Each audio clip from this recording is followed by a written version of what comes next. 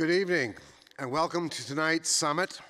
My name is Doug Peers. I'm the Dean of Arts at the Faculty of Dean of Arts at the University of Waterloo, and it's my great pleasure to introduce you to the second of our Global Engagement Summits.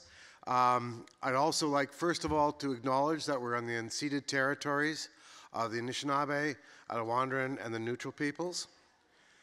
Tonight's event is the culmination of another great series of interactive exchanges between students, faculty, and experts drawn from beyond the university, tackling some of the biggest questions that are facing us today. This series of courses we've developed has been made possible by a very generous gift from our benefactor, Mr. Stephen Jaroslawski, and I would like you just to hear a message from him.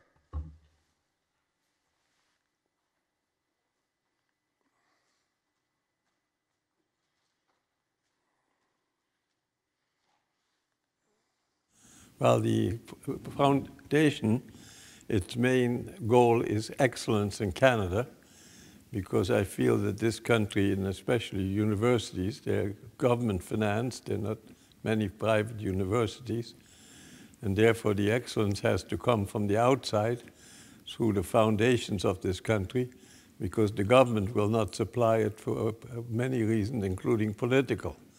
So in order to get really good, excellent education, I felt that if you had internationally acclaimed people to be shareholders in different up-to-date type of academic pursuits, that would make a great difference in bringing up the average level of professors up in Canada at the various universities, and that would also then infect all the other departments when they see what that can be doing.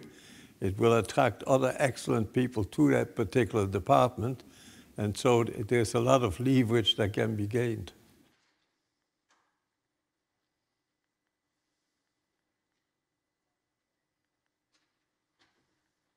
Well, I feel that today's students are by and large too specialized, and the education in the secondary schools isn't sufficient up to scratch, so that even in the universities, it's very important that the students broaden their point of view about the world and be interested not only in their specialty, and as I said, specialization today is far too deeply driven into the schooling system, especially in the technical schools like the University of Waterloo. And so I thought that by broadening out through this kind of program, the idea that you have to be really broadened out if you want to have great achievement in life, and that includes the humanities, history, and everything that went before. And so I thought that to set up this kind of a scholarship would be the right thing to do to get students broadened out and take interest lifelong in other type of areas.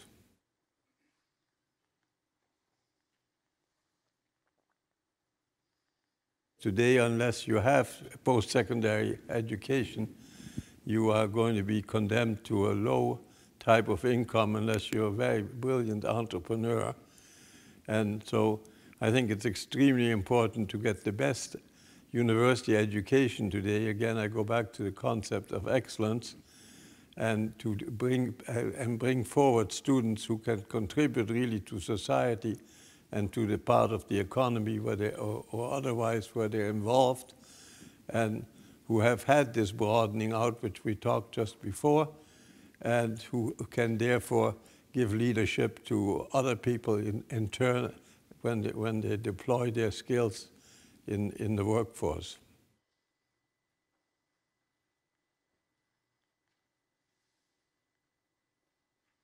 Well, we recently had an example in the United States after the murder in Florida, where youth from all over America staged demonstrations for gun control, which is absolutely necessary. And beyond that, I would say that with the type of politics, which these days are totally in disrepute, I think that the post-secondary education could be very, very vital in making the young people conscious of the fact that we have to do something in order to preserve democracy and not fall into dictatorships by insisting on a comportment on the part of the politicians and of the system of voting, which is ethical and which it represents the population and which brings better people into power.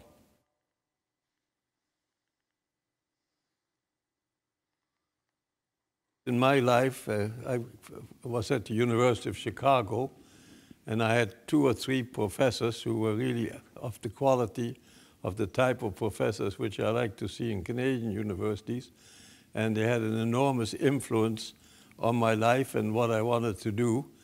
And I remember exactly the words still today and all the help they gave me in channeling me into the type of career which I've had subsequently, and the service to my community and to the province and the country and the world, to the extent that I could give that kind of response out of my work and out of my thinking.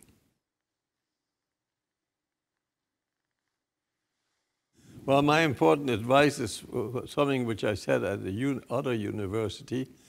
It is extremely important that you learn how to think and to understand what your thinking brings to you based on facts, and then not just become a college professor, but do something about it with your life in your lifetime. In summary, what the foundation is trying to do is to bring real, true excellence of the highest order into the universities through mentorship and through the association with professors of world reputation, and come out of the university having been well mentored and being well on their way to make their mark in life. I can think of very few topics more deserving of the kind of interdisciplinary, humanistic, and critical engagement that Mr. Jaroslawski speaks about in the video than that of artificial intelligence, a topic which I think very few of us had even really pondered as few as 5-6 years ago. Today, it's in the media constantly. We're wrestling with the issues. It's affecting our democracy. It's affecting workforce. All aspects of our lives are seemingly being transformed by or threatened by artificial intelligence. Many aspects will also benefit from it. And so this summit is intended in part to start to explore that, coming at it from multiple directions. And again, I'm so grateful to Mr. Jaroslawski for all the support he's provided for not only this big question, but future ones to come. Without any further ado, I'll ask John Ravenhill, the director of the Balsillie School of International Affairs, to say a few words. Thank you, Doug, and good evening, everyone. It's a great pleasure to welcome you to the Balsillie School. We are a unique institution. We are a partnership between UW, Laurier, and a think tank, the Center for International Governance Innovation. We are primarily a graduate institution and a research institution hosting multidisciplinary programs in international public policy and global governance at the master's and PhD level for our university partners. These programs are distinguished, I would claim very modestly, by their academic excellence, but also by the very generous financial support that we are able to give to our students, courtesy of the endowment that Mr. Balsillie gave to our 2 university partners. So if you are undergraduates out there who are interested in addressing the critical problems facing humankind at the moment, or if you have siblings or cousins or aunts and uncles or children, whatever, anyone who might be interested in this area, please tell them about our programs, and please do consider it yourself if you're looking for a great graduate experience. Having noted that currently our primary focus here is on graduate studies, we've always been keen to share our expertise in the school and the wonderful facilities that we enjoy here with undergraduate students. The school has a provision in its governance document that undergraduate programs can be designated as BSIA programs. And I'm really grateful to Dr. Jasmine Habib for taking the initiative and proposing that the Global Engagement Seminar Program be the first of our BSIA designated undergraduate programs, something that our board approved last year. Moreover, the program is also helping us to fulfill another of our aspirations here at the school, and that is to build out beyond our traditional links with the faculties of arts and the environment, and to take more advantage of the huge expertise at UW in the STEM disciplines. I'm particularly excited, like Doug, at this year's theme. Artificial intelligence has figured prominently in some of the work that we've been doing in the school in the last couple of years, in particular, exploring the relationship between AI and human rights. So, welcome to everyone. Thank you so much for coming out this evening, and thank you, of course, to the Foundation for very generously sponsoring this program. And it's my pleasure now to introduce one of the instructors in this year's program and a leading authority on digital media, Dr. Marcel O'Gorman. Marcel is director of the Critical Media Lab at UW, University Research Chair, and Professor of English. He teaches courses in digital design and the philosophy of technology, and has published widely about the impacts of technology on society in serious popular magazines such as the Atlantic Monthly and the online magazine Slate, as well as more conventional academic outlets. He's currently working on what sounds to me like an absolutely fascinating theme, and that is digital abstinence. So over to Marcel.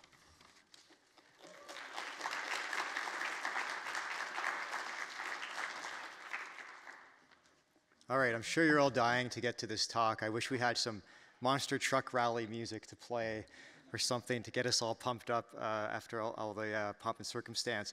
I actually want to start, you're not going to like this, but I'm going to invite someone else up here, my colleague Ian Milligan, who is, I would call him the history professor of the future, actually.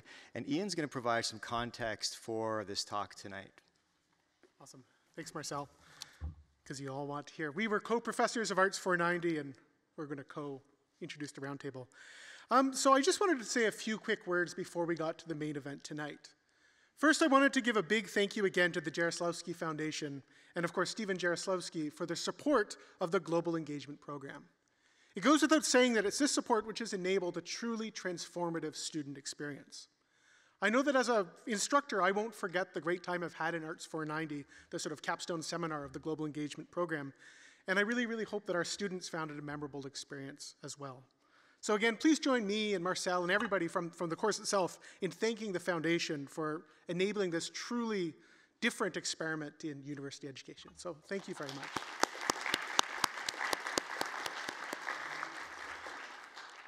We also really wanted to thank the University of Waterloo's Faculty of Arts, the Balsillie School of International Affairs. It's been a beautiful place to enable this sort of interdisciplinary scholarship, as well as the tireless efforts of our director, Jasmine Habib, and our coordinator, Ina Radizowski, who's out front. And I'd also like to thank Dani Marcheva, who worked on the program until she departed in February, for a good reason, to a prestigious internship in the European Union. I mention all these people and all these groups because it truly takes a team to build something as remarkable as the program and student exhibits that you'll see over the next day, and everybody has truly come through here. I also, before turning it back to Marcel, wanted to say a few quick words about the Global Engagement Seminar. The idea, at least to me when I came in and was pitched on it by Jasmine, was to really bring a bunch of very, very smart interdisciplinary students into one room, from all 6 faculties here at the University of Waterloo, and see what they'll come up with when asked to consider the great challenges facing our global society today.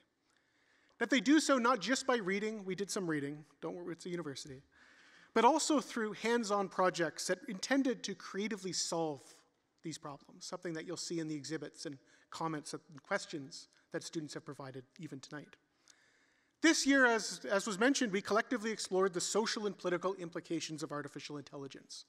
Topics as varied as what AI might mean for the future of work, to our concepts of privacy, the ethical dimensions at the core of artificial intelligence, and beyond. And we did so with our two Jaroslawski Fellows, who Marcel will be introducing very, very shortly. Our two fellows, Mimi and David, played an integral role in bringing Arts 490 together. But I'd also want to mention that the students played a critical role in bringing this together, and that's my final thank you, is to the students. Students suggested our speakers tonight, they gave Sarah questions to lead tonight's roundtable, and of course they're at the heart of this two-day summit, of which this is the opening event. So please, as I turn it back to Marcel, join me in thanking, first of all, our speakers, but most importantly, our students for making such a cool event possible. So thank you.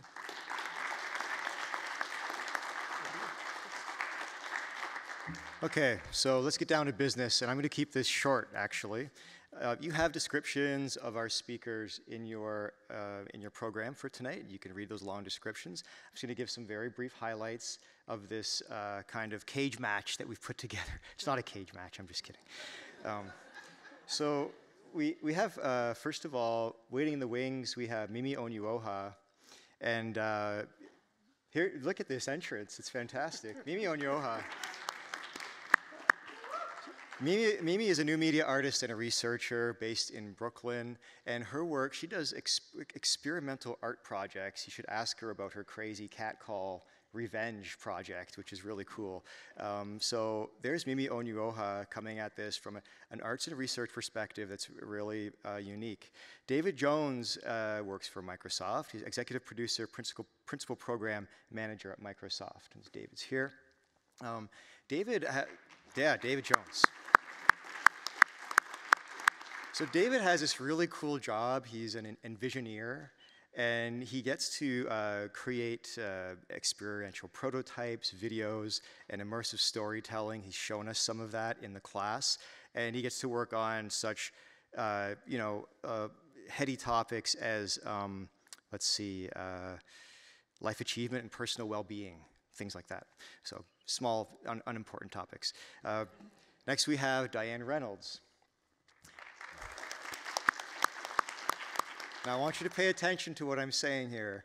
Diane is the chief data scientist within IBM Watson Financial Services. So AI, Watson, you can put that all together. So we're really happy to have Diane here tonight.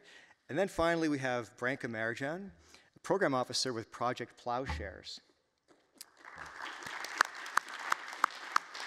And I just have one thing to say about Branka: killer robots. Okay, killer robots. So this is the team we've put together of speakers. Now we have a moderator tonight who comes to us locally from Communitech, and Sarah came to class one night, gelled really well with the students, and they trust her so much at Communitech that they put her in charge of the Leaders Prize, which is something that's going to be discussed at the True North Conference this summer. It involves awarding $1 million to Canadian thinkers and doers who can solve a major societal industry problem of global proportion and consequence using AI. So somebody trusts her over there at Communitech. And Sarah, I just want to note, we took questions from students and gave them to Sarah. So if Sarah asks a question, you think she's lost her mind? She hasn't. She's just mouthpiecing questions that students have given her. So you can, but she might ask those kinds of questions too, I don't know. So without further ado, let's make it happen. Thank you. Thank you, Marcel, for those wonderful introductions. So to kick off the roundtable, we've got a couple of minutes of opening remarks from each of the presenters here. And the prompt that we gave them is, when we're talking about AI, often people seem to fall under two main categories. Either they think AI is going to save the world and be the next best thing, or they think that AI is going to destroy the world and bring about all of our doom. So where do you think on that spectrum each of you would fall? And maybe Mimi, we'll start with you for your opening remarks. All right then. Hello, everyone. Yeah, I think I sort of push against the spectrum, this like AI is going to save us or AI is going to destroy us. I think that perhaps that's not, for me, the most productive way of thinking about things. But also, I think maybe what I fall on is more AI is going to affect the world and already is affecting the world. And the degree to which it affects the world for different people from different communities or different backgrounds depends on whose hands it's in and how it's regulated and who has control and who has power. So there is, I'd say, more can affect the world, but neither save nor destroy, hopefully. Right. Sounds good. And Diane, what do you think about that? I'll go out there and be controversial. I think AI will destroy the world. And why do you think that? I think that a lot of things have destroyed the world in the past, quite literally. So if you look at how we live and work today compared to 100 years ago, there's been a technological revolution that changed the world and effectively destroyed the world that used to be. And I think 100 years from now, AI will have been that agent of change that has so fundamentally impacted life for everyone, either for the good or for the bad, but it will have destroyed what we consider the world today. So the word destroy tends to have a very negative connotation. It sounds like, from your perspective, do you think that's a good thing or a bad thing, these changes that are being brought about? I think that there will be a lot of disruption and I'll use the word unrest, not necessarily in a military sense, but I think there's going to be a lot of people who end up displaced from their positions or who have to reskill, whatever our current terminology is for that. So I think that destruction is not always a bad thing. And you can't stay the same and evolve into something better, but that change and evolution is never painless. And so I go for destroy the world. I hope that the ultimate outcome is beneficial, but I don't think it will be necessarily an easy path to get there. Absolutely. Branka, how about you from the killer robots perspective? I was going to say that destroy the world is going to be my thing, but no, I actually think that I agree with Mimi a lot. I don't think it's an either-or situation for most people when we think about how AI is impacting already and will impact everything that we sort of do and everything that we are interested in. I am cautiously optimistic. I do think that nothing is inevitable about the uses of some of this technology. And I think that can be profoundly empowering for a lot of people to understand that you don't necessarily need to be an AI specialist to have an opinion on these issues, right? You don't need to have the technical skills to have a say in the conversation. And a shout out to the Balsillie School. I'm a graduate. I did my PhD here. I think these kinds of places are a reminder of why we need, interdisciplinary programs, why we need people from different issue areas examining this topic in particular. From a military perspective, I think there are a lot of concerns. There is, if you Google an AI arms race, there are tons of articles that are constantly being written. The Pentagon has this like Jedi program, and they always name them these, really scary science fiction names. So I think there is a huge amount of concern, but there are discussions, that I was at the United Nations in Geneva last week on on killer robots, autonomous weapons.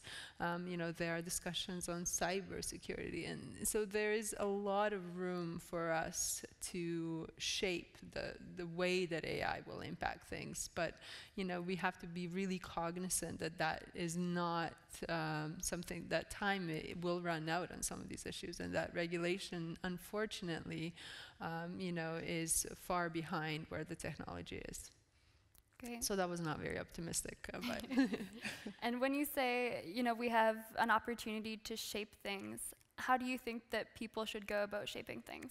I think there's a lot that we can do with within sort of the existing international architecture and the frameworks and the institutions that we have. They have to certainly change and adapt and become much quicker. We need, you know, the problem we have right now is that we have policymakers who don't understand the technology, right? And we have technologists who do not necessarily understand the policy-making process. So we need to start building bridges between these worlds.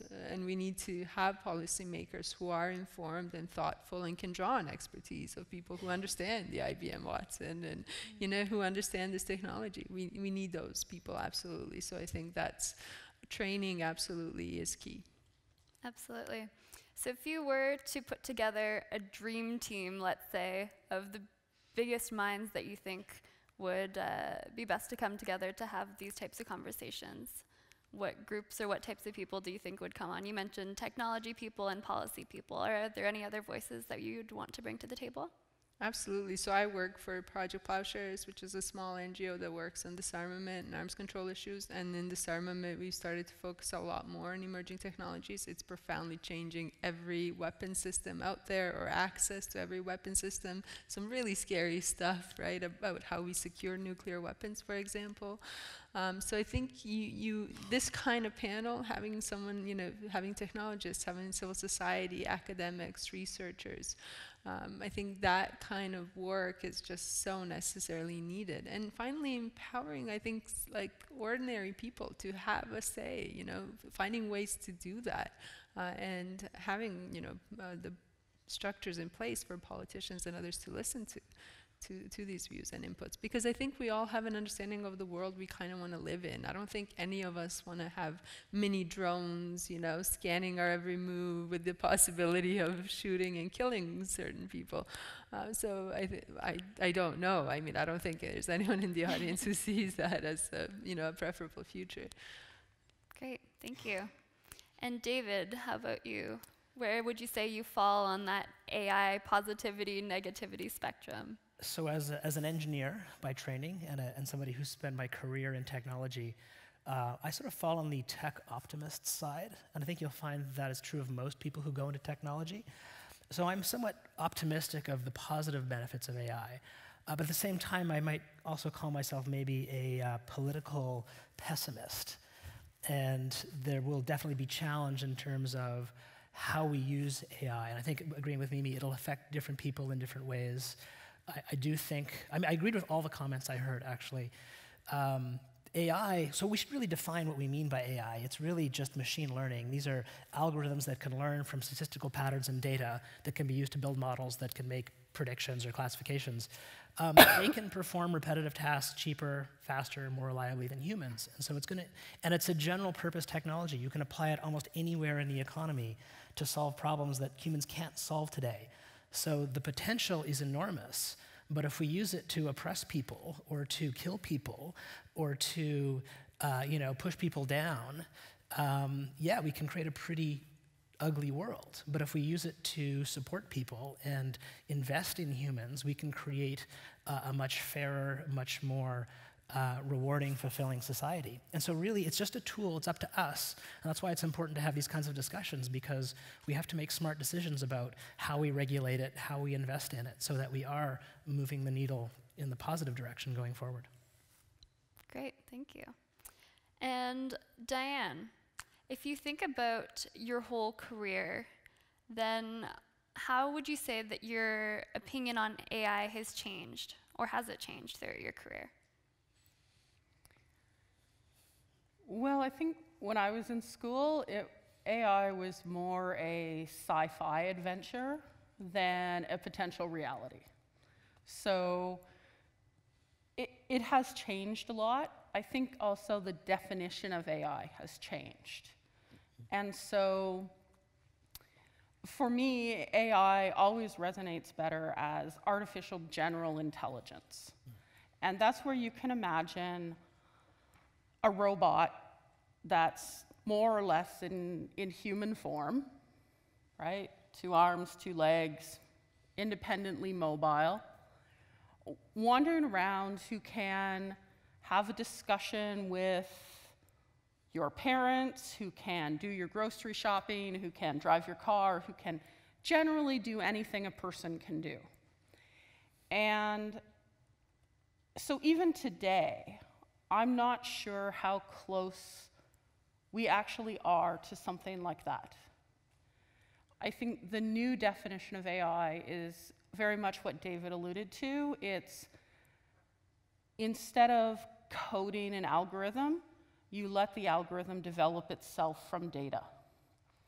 And that kind of special purpose AI is really powerful. It's really good at doing tasks that we don't want to have to describe every eventuality for. We want to be able to just say, do this task, and have the machine or the computer learn how to do that as best it can by example. And so today, a lot of AI is, can you teach a machine to do X by example?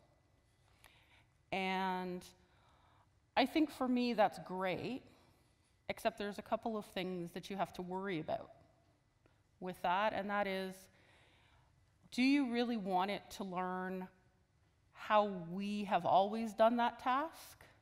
Or do you want to learn it to learn how we would like to have that task done in the future? And that might sound like a really the same question, but it's not. And what do you think the answer is? I think that the challenge is going to be, if you're going to teach a machine to learn by example, then you have to really understand that that machine is a reflection of the people who taught it. And not just the person who gave it data, but all of the people who contributed to that data. And so that's going to bring with it all of the biases, all of the prejudices, all of the ethical concerns of having, of today's society. For sure. And the society of the past. Yeah, absolutely. And when we're thinking about those biases, and I mean, you're absolutely right that humans are inherently flawed beings, and when we're the ones who are designing these theoretically perfect AI systems and perfect robots, then we're absolutely introducing our own biases. Do you have any tips or strategies on how we can try to overcome some of those issues? I have lots of ideas, and certainly my IBM colleagues have published a lot of papers, but I'd really like to hear what Mimi thinks on that. On, what's the question? When we're talking about AI and implementing AI, there are lots of biases that can be introduced because humans are the ones who are developing these systems. Do you have any tips or thoughts on how we can overcome some of those biases? Yeah, we can fix them in society. That is really, I really don't have any Yeah. good answer for this. I think there's so many people thinking really deeply about how we do this, and there's so many pitfalls you can fall into, and there's so many papers that have been written, and at the end of the day, it is just the same challenging problem that has existed forever. But for some reason now we have like a tech veneer on it that is shiny, and so it's almost as if that allows us to now be able to talk about these things, even though we just use, well, let me not say we. Anyway, I see the term ethics like kind of tossed around in lieu of any other term that we could be using that other people have used in the past. So I don't know, I don't really have a solution at all. David, I'm sure you have some thoughts from the Well, yeah, tech we struggle with this perspective. as a company in Microsoft, but I just want to sort of reiterate the point. Like, what AI is doing is it's turning the lens on ourselves. And all the biases we're finding in the algorithms are actually biases that we have in society. And so we're realizing, oh crap, we're not doing things in a way that we're proud of doing it. And so hopefully there'll be a positive outcome as all the tools that we're going to be developing to address these could then be used to address the more systemic biases and injustices as well. But it's really just roll up your sleeves hard work. You have to really examine, who is it? I was talking to some machine learning researchers, and there's a quote, I can't remember who said it, about, every happy family is the same, but every dysfunctional family is different. It's the same thing with data sets. Every data set is dysfunctional in its own way.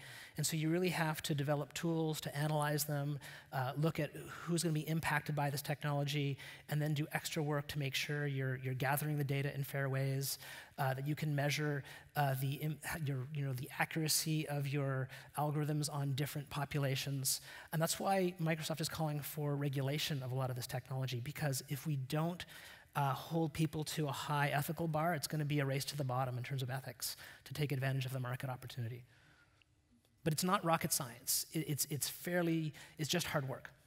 Yeah, I think I agree with that. And I think there are these a lot of measures that can be taken that I'm sure we'll talk about a little bit later on. We can talk about regulation and also talk about if you are collecting a data set on people, you should have those people in the room.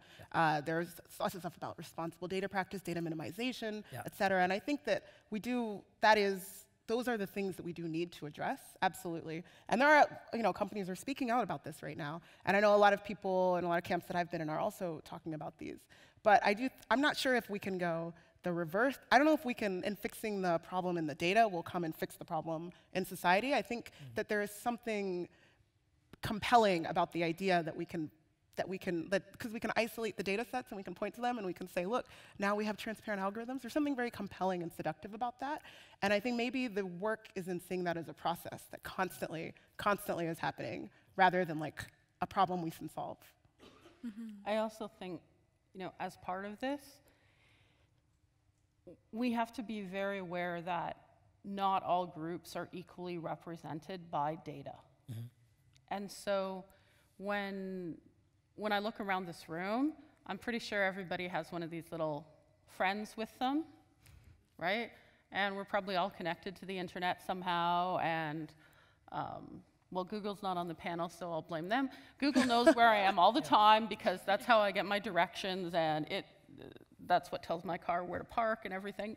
So they know pretty much all there is to know about me. And we can talk about data minimization and how I feel about that information being out there. But it means that if there's an entity out there who wants to do me harm, they've got a huge array of data to choose from.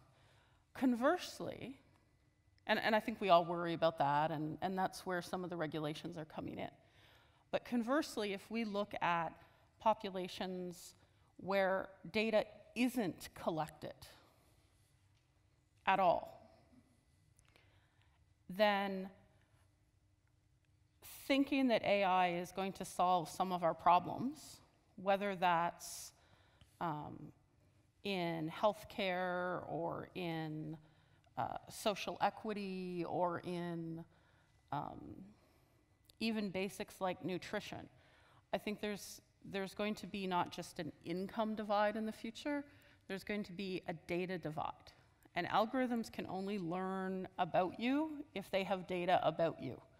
And so an algorithm developed for Canadians isn't going to work in Nigeria or Costa Rica, because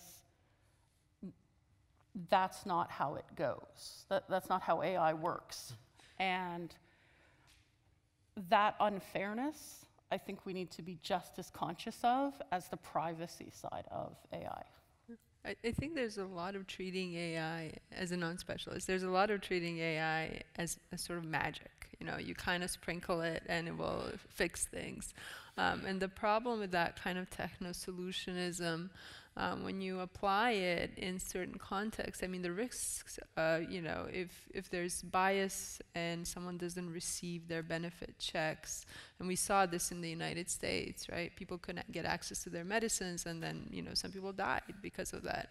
And I think then the risks are even more acute if you think about this being used for policing, border services, for military use. So I think it's really important to kind of take away a bit of that mystification of the technology and really explain it in these very clear terms that you need real data and real experiences to train this technology.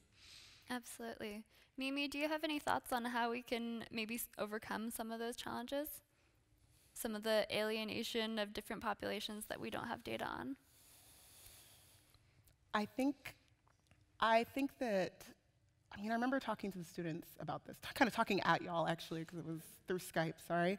But there's seeing some interesting things in more like hyper-local solutions where people are like, actually, kind of what you just said, the data set that represents you doesn't actually speak to me or my community or this group of people.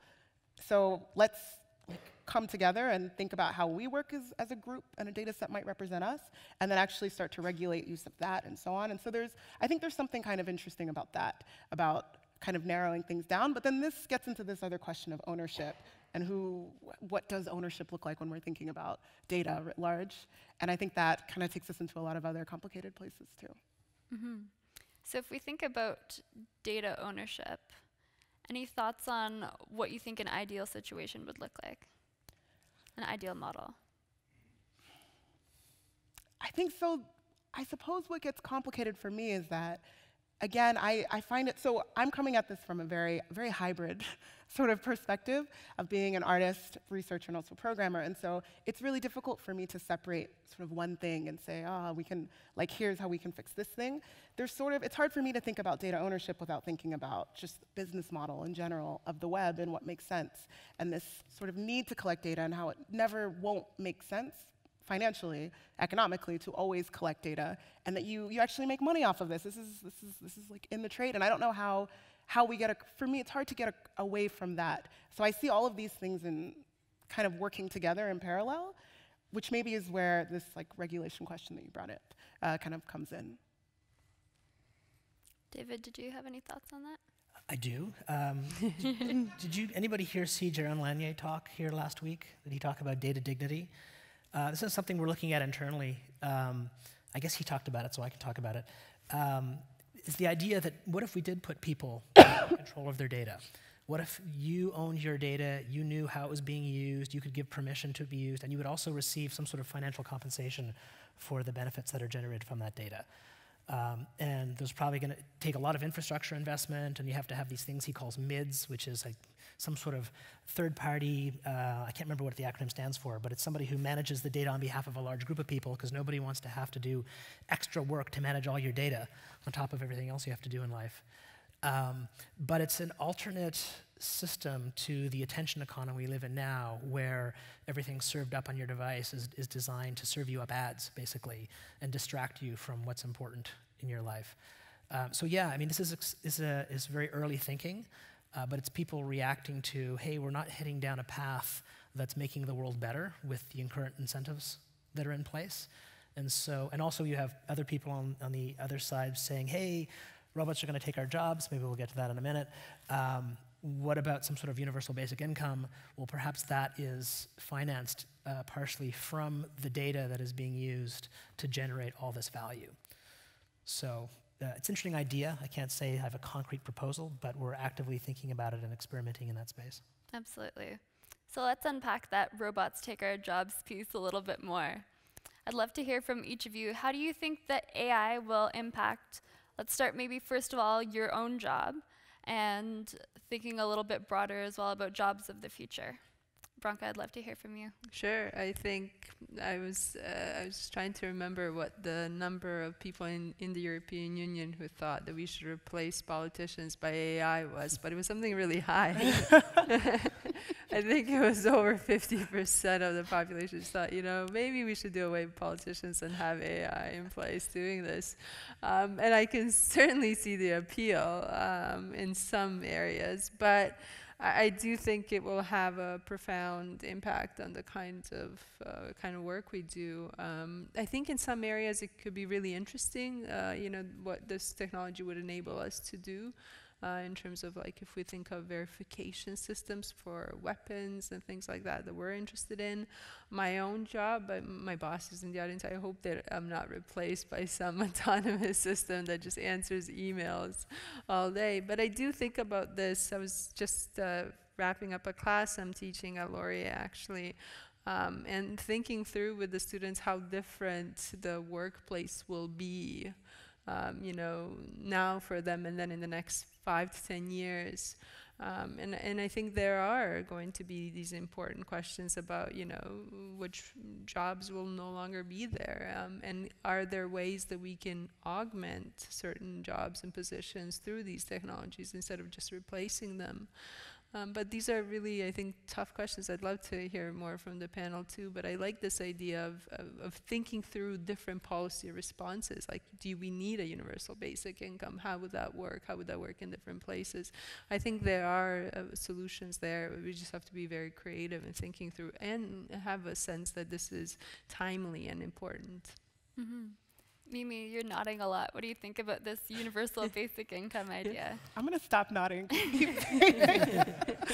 I'll jump back to the earlier question, which was just about jobs taking over, AI taking over jobs, because I was thinking, I don't know if y'all saw how the first artwork created by AI was like sold. Yep. I don't know if anyone saw this, for £40,000.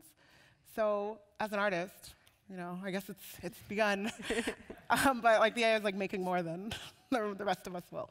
But I think this question is really good, because what I liked about this question, I don't know who of the students asked it, but I liked how it said, how will your job be affected, like ours specifically, which I think is really interesting and is a very different question than how will jobs be affected. And so I really liked that, and that got me thinking about something that Julia Powell's of Cornell Tech and a Guardian journalist has written and spoken about how actually there's sort of this like class difference in terms of jobs affected by automated decision-making systems. And she was like, you know, for me, none of the jobs that I've gotten in recent times, I've actually been affected by any of these systems that I write and talk about. She was like, I wonder, what does that mean that I'm talking about how this is going to affect and change the world, but in fact, I get my jobs through like personal connections, or through talking to people, or through being vouched for by someone else. And so I think there's something to unpack within that of how, and I'm thinking specifically really of how people even get like filtered into getting a job rather than doing the job. And so there's I think there's some interesting stuff to unpack there, just in terms of who is really affected by a lot of these systems that we talk about, that we are talking about. And when we're saying this is going to change the world, like or destroy the world, whose world is being destroyed? I think there's something, interesting in peeling that apart, and I'd love to hear what y'all think. Yeah, Diane, what are your thoughts?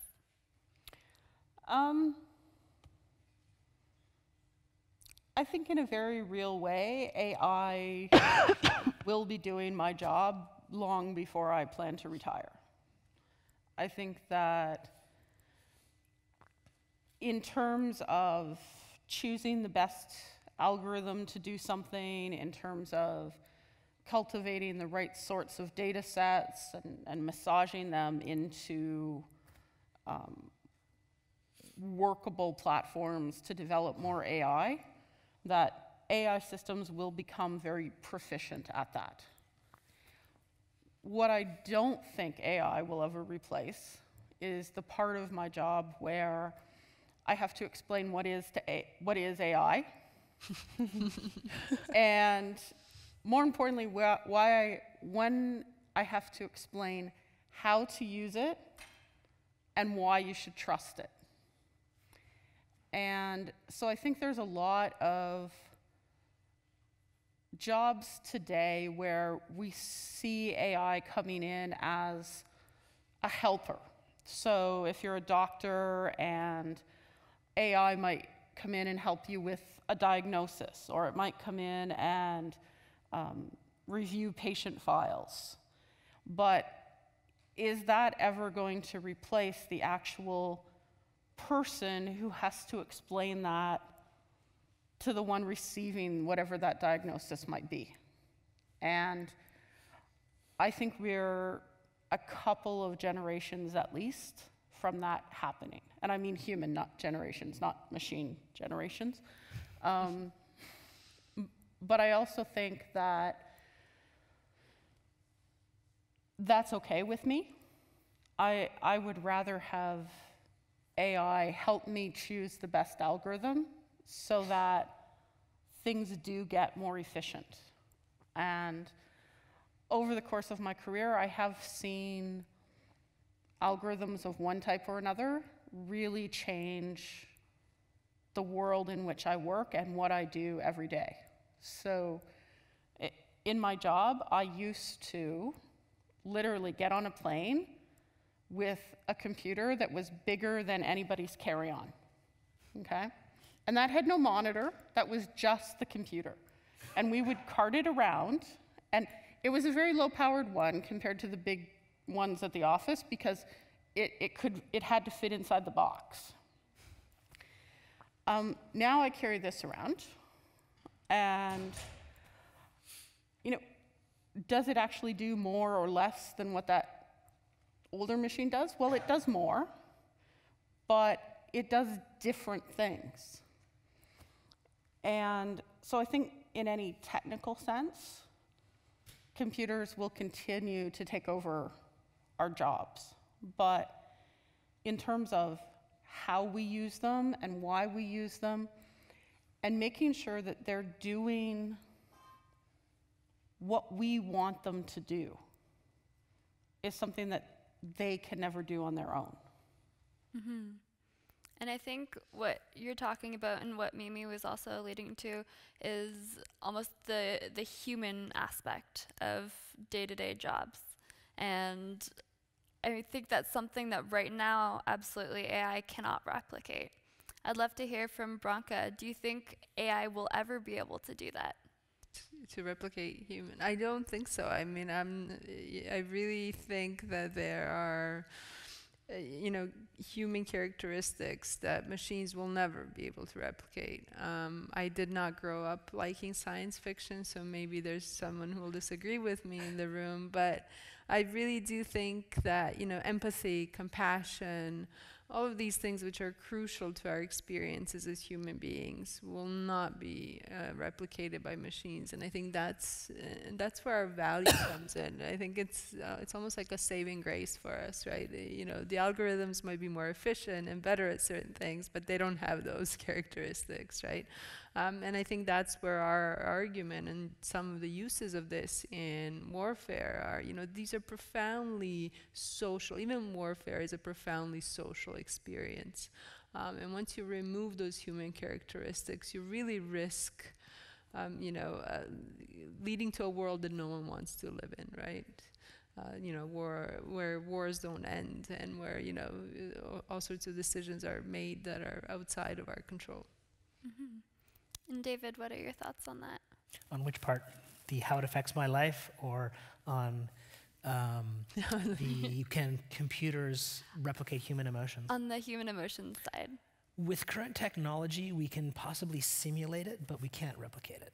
What about, how do you see that changing in the future? Well, we don't know. That's the crazy thing. It's possible there could be breakthroughs where we discover, hey, guess there's some new technique we've discovered that maybe can do this. We don't know. I would guess it's unlikely. But then, hey, we have quantum computing around the corner. Is that going to change things? We don't know. So I'd weigh in and say no, I don't think so, but could very much be wrong. For sure. And what do you think about AI replacing your job? That question makes my head explode, because my job is to think about AI and its effect on jobs, and applying inward just goes like. I don't think it would replace my job, because my job has such a strong social and creative component.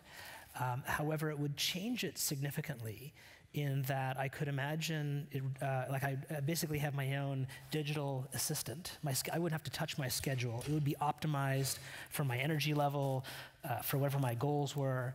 I'd never file another expense report again in my life. That would all just happen automatically. I'd probably never have to take notes in meetings. Everything could be captured and sort of summarized and have instant recall of anything I wanted. I'd probably never have to go and poke around doing searches for something, because, and of course I would also interact with computers in a very natural way, because they would understand me. So I wouldn't even have to type anymore. I could just sort of talk or think out loud. So I mean, I think it's in that sense, maybe you exchange or a change from terms of the experience of working. So it'd probably get much more social, much more creative, much more like working together on teams, with teams of people trying to figure out what are we trying to do, as opposed to retreating and doing repetitive alone work. Yeah, and I think Diane was talking about this a little bit, but throughout your career, how do you think that maybe the role of AI and tech like that has evolved in your job? Oh, it's evolved tremendously. I used to work with AI technologies in the early 2000s. I worked on handwriting recognition on the tablet PC product. And we were also looking at speech recognition. And the sort of the joke with speech recognition at the time is it's 5 years away from being useful, but it's been that way for 30 years. But what we've seen over the past decade is now suddenly, with deep learning and the larger data sets and new ways of more computational power, suddenly these technologies have gone from being not good enough to very good. And so now you can talk to Siri on your phone. We can understand what you're saying in a meeting. And so it's gone from being science fiction to like, no, how do we actually use this? How do we roll it out? How do we actually implement it inside our company to solve a specific problem? For sure. And when we're talking about rolling out these types of technology, I mean, think about Siri, who's constantly listening to you. How do you think that privacy policies and laws need to adapt in order to manage all of these new AI tech? Well, first is I think we need privacy laws and regulation. I mean, so much of this technology is, it's all built on data collection. And it can lead you to a very, there's all sorts of potential privacy violations that can happen. There's many, many examples. I love the ones of like the US military guys with their Fitbits running around secret bases and like drawing circles around that everyone can. Not so secret. Yeah, I know. It's, there's just so many great examples, yet there's so much potential that can be generated from this data. And so we really need to think through, how do we want to manage it? How do we protect people's privacy? How do we share data across siloed institutions? It's a huge growth area in terms of understanding. For sure. Branka, did you have any thoughts on that? Yeah, absolutely. I think what you're saying, I completely agree with. We really need the regulation. And I think it's interesting that the tech companies are coming out and asking for more regulation, right? It's an interesting sort of place to be in. I think in some contexts, so we forget sometimes, you know, sitting in Canada or the States, that in some contexts, access to that kind of data, the lack of protection in some countries, is a problem. It's threatening for entire groups of peoples, right? Whether they're ethnic minorities or dissident groups or human rights organizations. So, you know, this need for privacy is really real, and we really need to be thoughtful in the ways that some technology is used or built about the surveillance capabilities.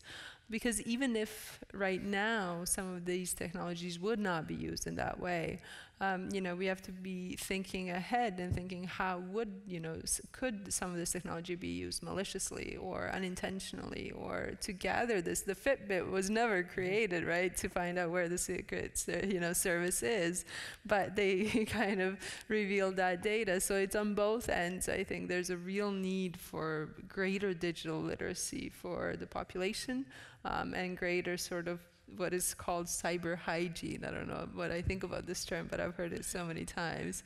Greater cyber hygiene for everyone, for us to be aware of how our data could be used and misused. I don't think we really understand like how much Google actually knows about us, right? Mm-hmm. And we'll pick on Google because they're not here. And so when we're thinking about all of those pieces, whose responsibility do you think it is to think about this cyber hygiene piece and to make sure that we're staying in check on the data side?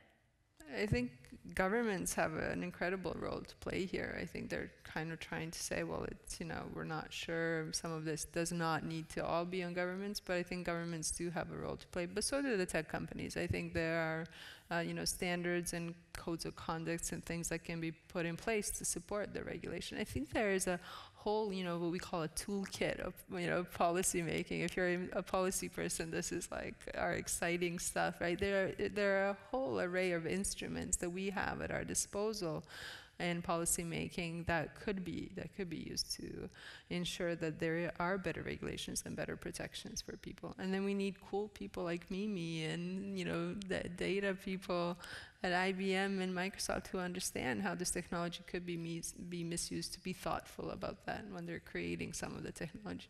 Absolutely. It's got to be a partnership. Mm-hmm. And what about on an individual level? At what point do we think that each individual needs to be responsible for their own privacy and for thinking consciously about where they want to share their data? Mimi, did you have any thoughts on that? So as part of this exhibition a couple years ago by the Berlin-based organization Tactical Tech, I don't know if y'all saw it, it kind of traveled around, it was called the Glass Room. And what they did was they simulated a tech store, so it looked just like it was an Apple store, and then people would kind of wander, well, like a generic Apple store. And people would sort of wander in, and then they realized it was actually this whole exhibition, and it was full of all these different pieces that had to do with surveillance and digital technologies, algorithmic, everything.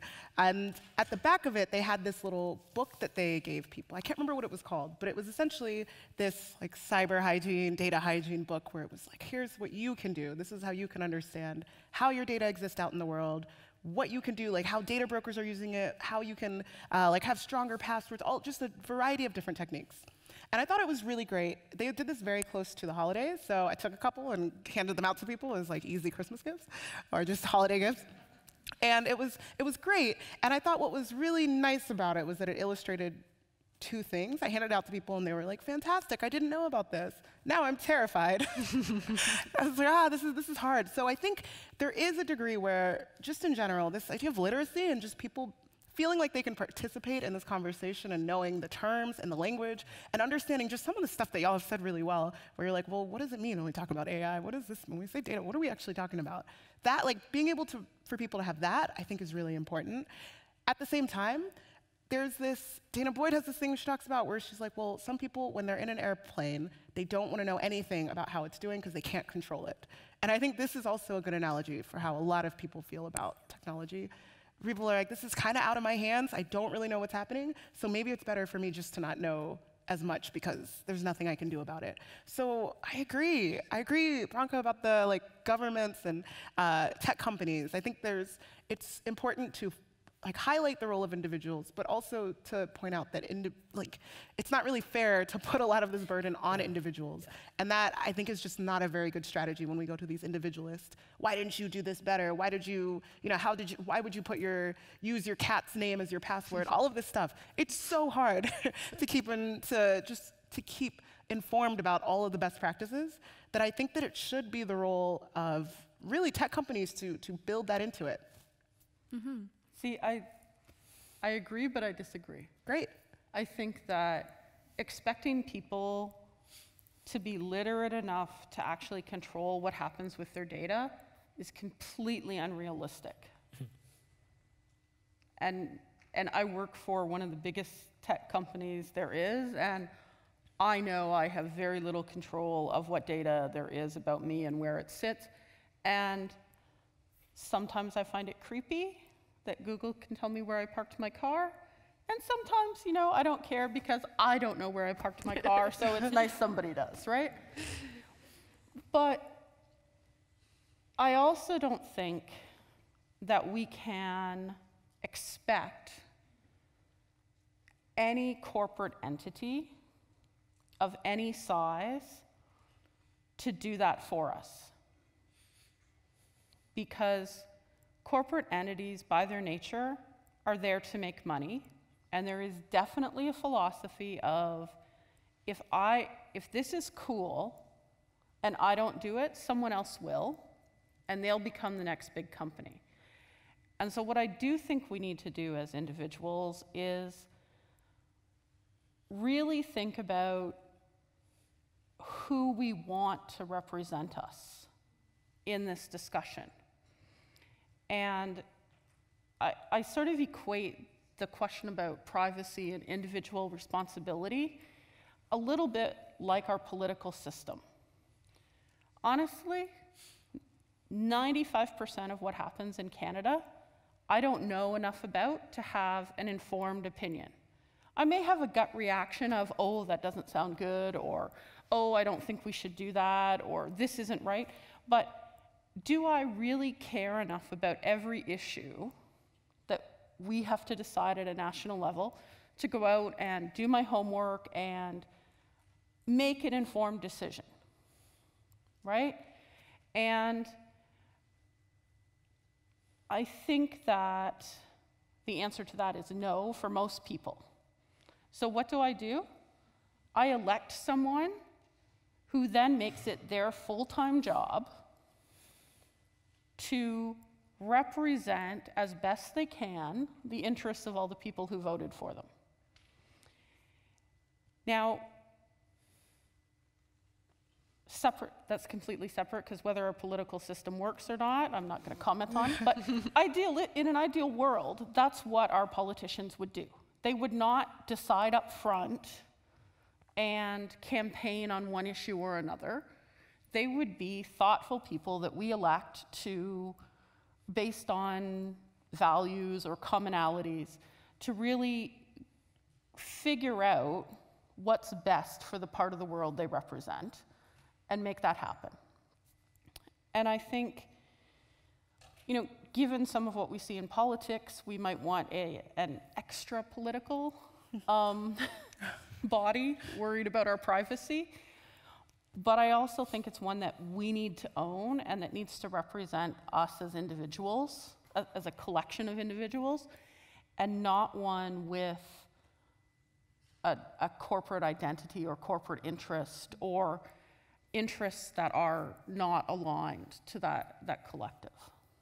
So Branka, you had mentioned earlier that over 50% of Europeans think that an AI politician would be beneficial. Do you think that could help fill this gap?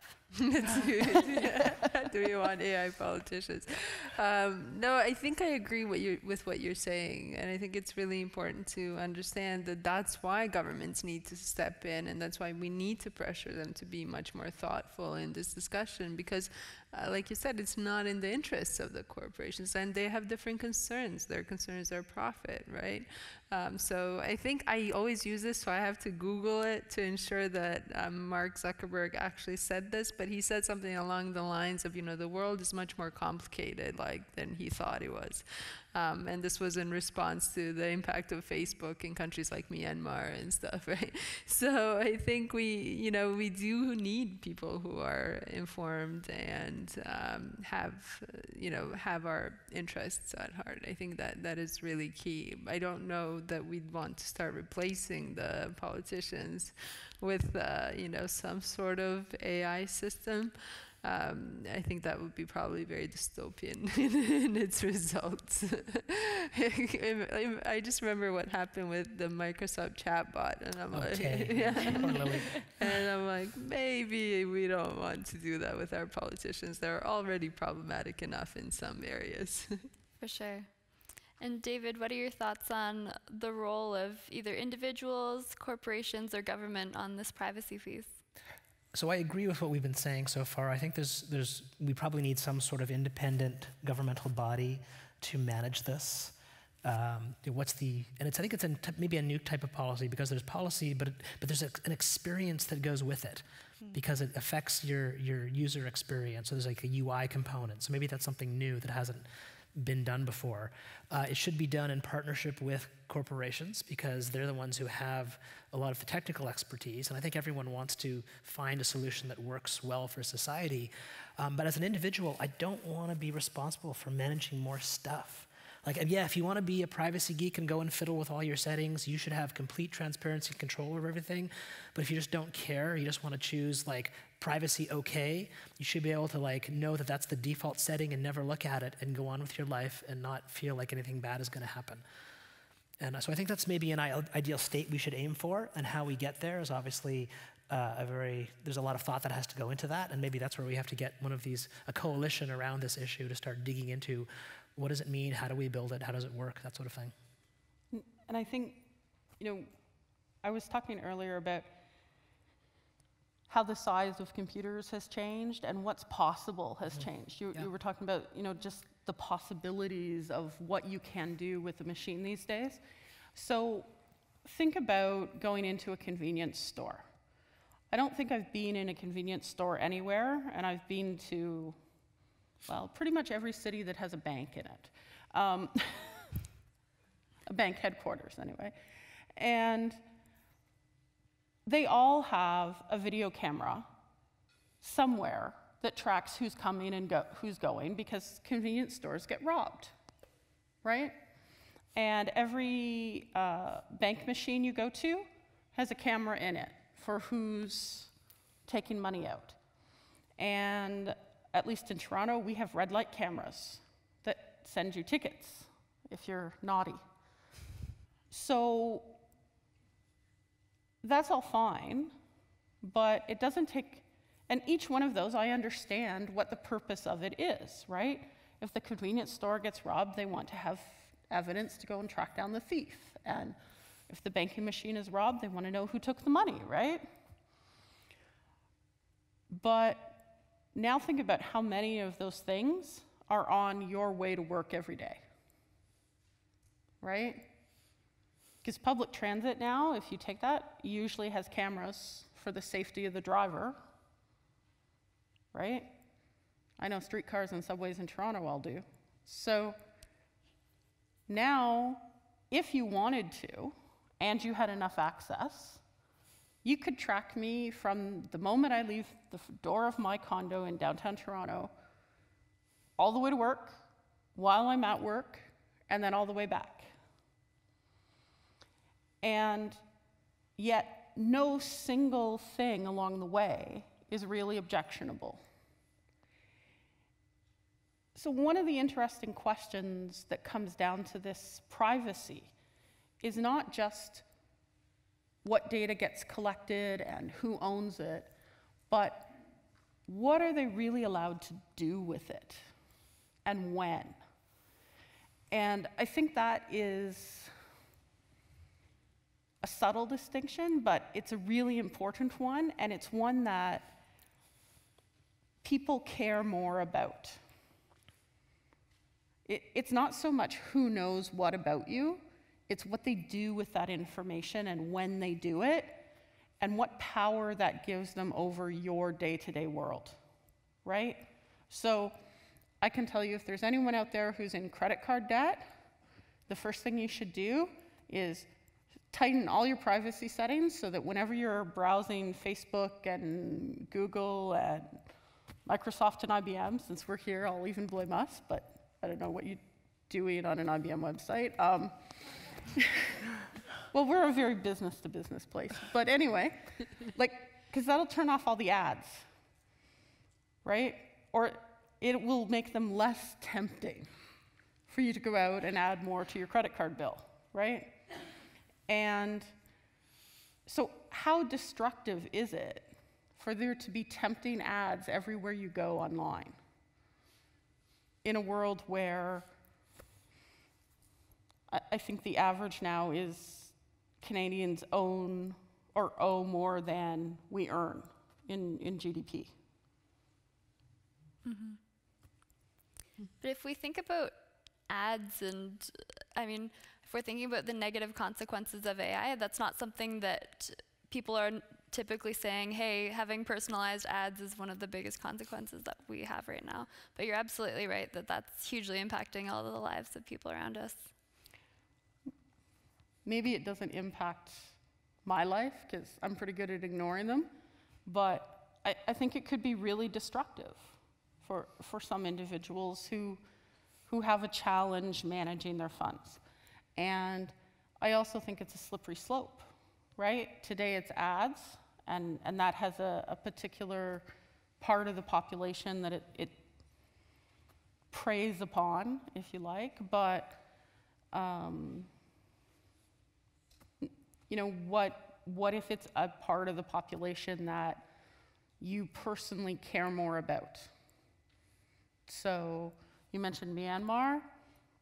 They've got political dissidents, I think, and so there it's more an oppression thing. Or if we look at even some of the uprisings that we've seen across North Africa and Europe, social media is used to propagate mass gatherings, right? And so you can blame social media, if you like, but that's also partly AI, right? Because AI can be used to target mailings, to spread, to control news feeds and who sees It's getting what. into what we call computational propaganda. Yeah, and Yeah, it works. It works. yeah, That's it the does. problem. You can modify people's behavior with the information you feed them. You can polarize discussions. You can inflame arguments. And you can also create you can deepen a divide, right? You can really increase the amount of prejudice in society pretty quickly, even if it's just by showing people what you think they want to see, because then they never see the other side of whatever the discussion is. And YouTube's notorious for that, right? YouTube, you start with one thing that sounds like a conspiracy theory, and then it shows, like, it just takes you down this rabbit hole into, like, just tons of stuff that's really problematic. And this is really concerning from disinformation campaigns that are launched by countries, right? Whose aim is really to attack social cohesion, right? So you pick out on these prejudices and things. And I think the US election was sort of a wake-up call for a lot of countries, that to the extent that this can happen, and to the extent that foreign actors and some people that might not really care actually about the outcome, but that have been given a certain sum of money and told to do some of this disruptive work. And I think that's really concerning from a democratic governance perspective, and for us in Canada, because we have an election coming up, right? That's where this digital literacy really is crucial, that people understand, why the algorithm is feeding them certain videos or certain information, why they're seeing certain ads. You can disrupt our sense-making apparatus as a society by inflaming tensions. And it erodes trust, right? Yeah, and if we don't trust exactly. our experts, if we don't trust our institutions. Exactly. Well, it can certainly sow distrust, and it can also create experts where there is no expertise, right? So I'll use Wikipedia as an example. Wikipedia is a great resource. Don't get me wrong. You can use it for lots of things. But think about whether Wikipedia actually contains facts, or by construction, does it just reflect the most popular opinion of the day? Because unlike, say, Encyclopedia Britannica, where people invested a lot to go out and research articles, and you can argue it maybe wasn't 100% impartial, but it was well researched. Each piece was written by a relatively recognized expert. Anybody can write anything on Wikipedia. And I'll illustrate this. There was an actor, and I forget which one, and he had a complete flame war going on over his profile on Wikipedia, because he had 2 or 3 fans, so 2 or 3 people instead of one person, who were convinced he was gay. Now, apparently he wasn't, and every time he changed his page back to include his wife or girlfriend of the moment, they went in and voted his changes down and changed it back. So the thing is, like, my parents, not really in the technology generation, right? They predate baby boomers, so that'll give you some idea.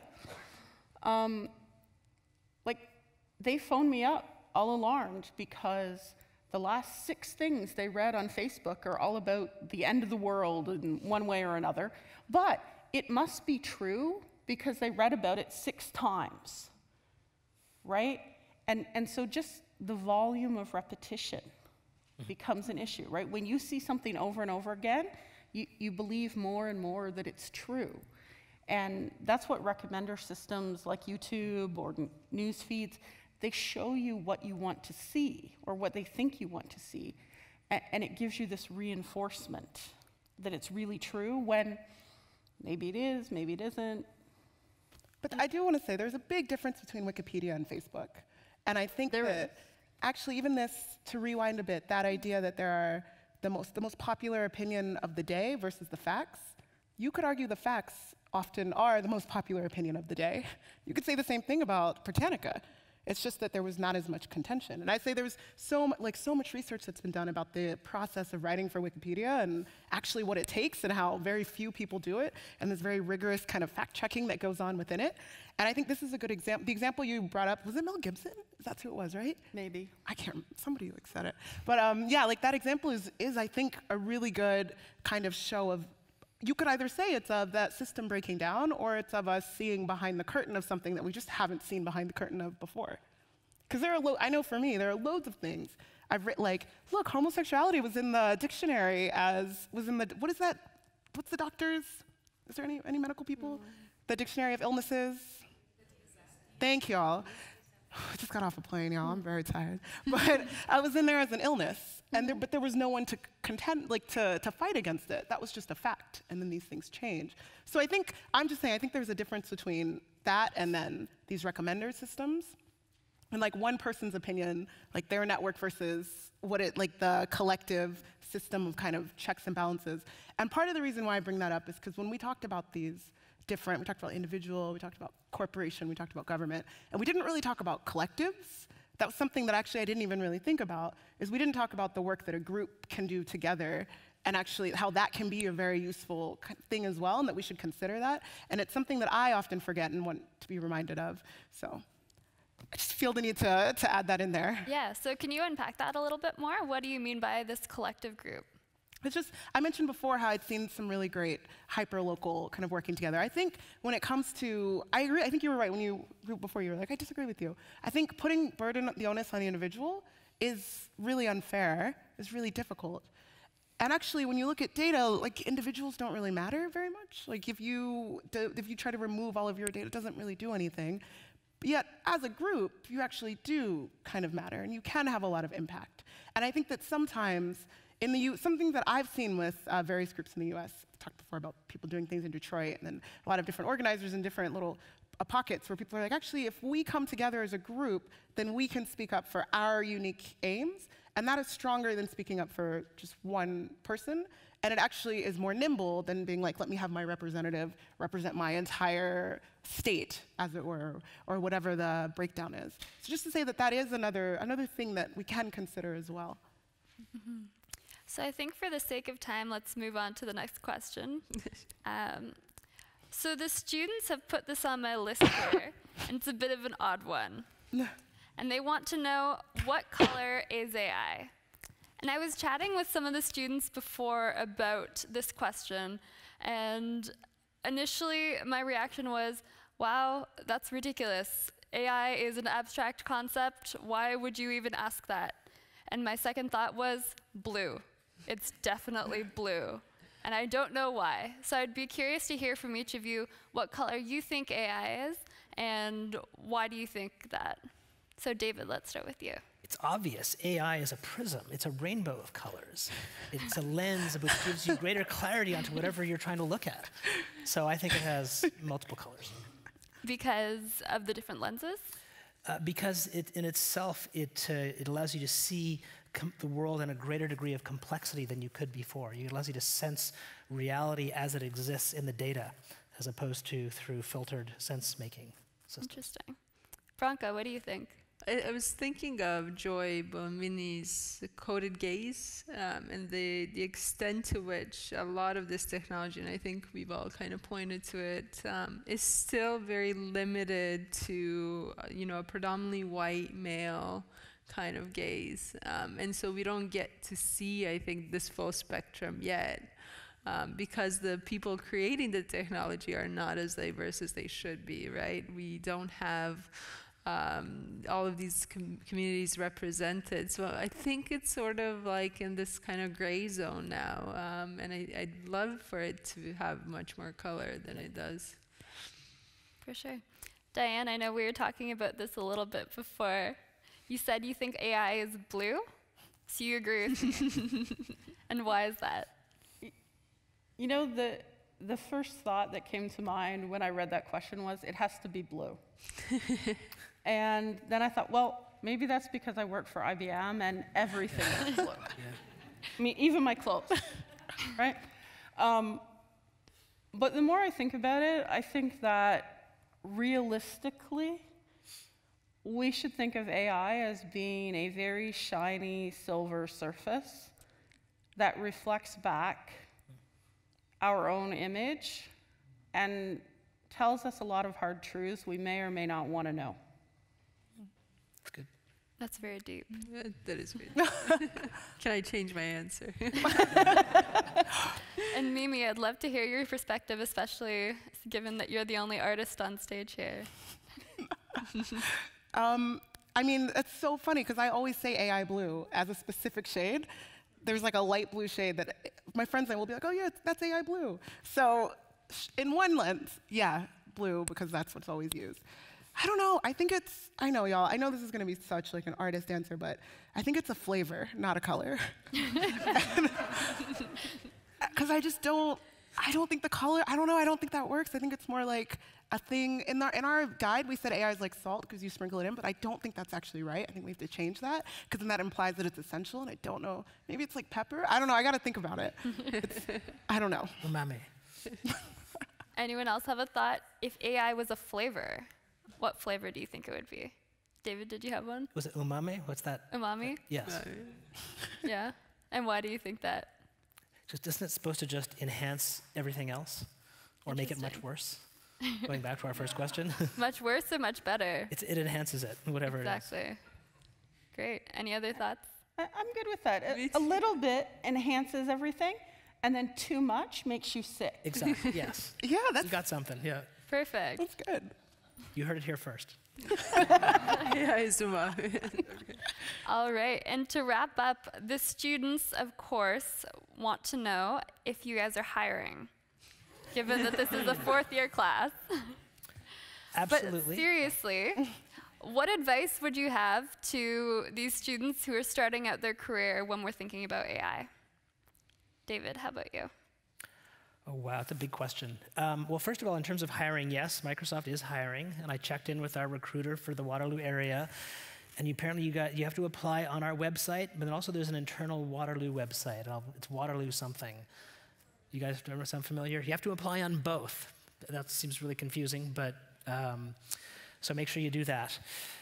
In terms of advice, I mean, all companies right now are facing this uncertain future, right? They realize that we call it digital transformation. That's what we're selling. You know, transform, go through this digital transformation, become a new 21st century company. And if you're not, you're going to be out of business in 10 years, which is why our business is doing really well right now, because everyone's suddenly realizing, oh crap, this is for real. And so they want to hire people who can help with this transition. So people who understand AI, who understand the ethical concerns, who are able to work with people from different generations, different backgrounds, constructively, help them understand what AI is, help them understand strengths and weaknesses. So again, cross-disciplinary experience, working on in ambiguous spaces, in poorly defined areas, is exactly the kind of experience you need. So I'd play up what you guys are doing in this course, and just apply, go and make your space in the world. For sure. So it sounds like the students are already off to a great start in being in this class. This course is a great start for the conversations that are to come. Great. Branka, how about you? So I work in the NGO world, and it is not known to be like a financially appealing world. But what it lacks in finances, it more than makes up in the amazing things that I think you could be doing in this space. And they're really cool organizations. If you're interested in privacy issues, Access Now and others around the world who are doing really great work in this in this space. I think it's what we've started to realize too, one of the collectives, the points about collectives now as NGOs, we work together in these campaigns and we come together much more often in these. And so one of the campaigns we're part of is the campaign Stop Killer Robots, which I believe was hiring. So if you want to get an insight into that NGO world, I think it's really cool and much more professionalized, I think, than it has been previously. It's become, filled with people who have really unique and cool skills. So I think this policy world needs these kinds of students. It needs interdisciplinary, thoughtful students, whether it's in governments or NGOs. So I would really encourage you to look at all these opportunities. Great, thank you. Diane, how about you? I'm sure IBM is hiring. And what is your advice to students, given that AI is coming? So I think there's a lot of jobs around AI out there, but let me address the more technical side of AI. So if you want to be a data scientist or a software developer who's working in machine learning and AI, as a graduating student, you want to make sure that you're not either too specialized or too much of a generalist. It's great to put lots of buzzwords on your resume, but you need to have a programming language and a set of libraries that you really know inside out, and that you can answer questions using those tools, that you can answer questions about those tools, because a lot of companies out there will give you some kind of programming-based test, and you don't have time to check Stack Overflow for everything while you do it.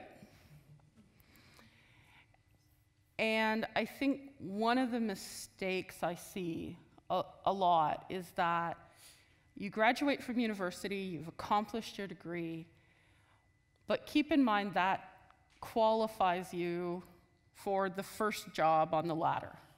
So in a technical role, unless you go out on your own and start your own firm, you're not going to be doing the next huge thing in AI. You're going to be hands-on, mucking around with a bunch of data that doesn't look at all like you want it to look to run an algorithm on it. It's messy. And right now, AI is all about incremental improvements, right? If you can improve an algorithm so that it is 1% more powerful than it used to be, that's a great year's effort. Like, that gets recognized at bonus time. So I think as a student with technical skills, you need to branch out and join organizations or collectives and make sure you know what's going on in the world, but you also need to make sure that you have a specific marketable set of skills to get into the employment world. Great, thank you. And Mimi, what are your thoughts?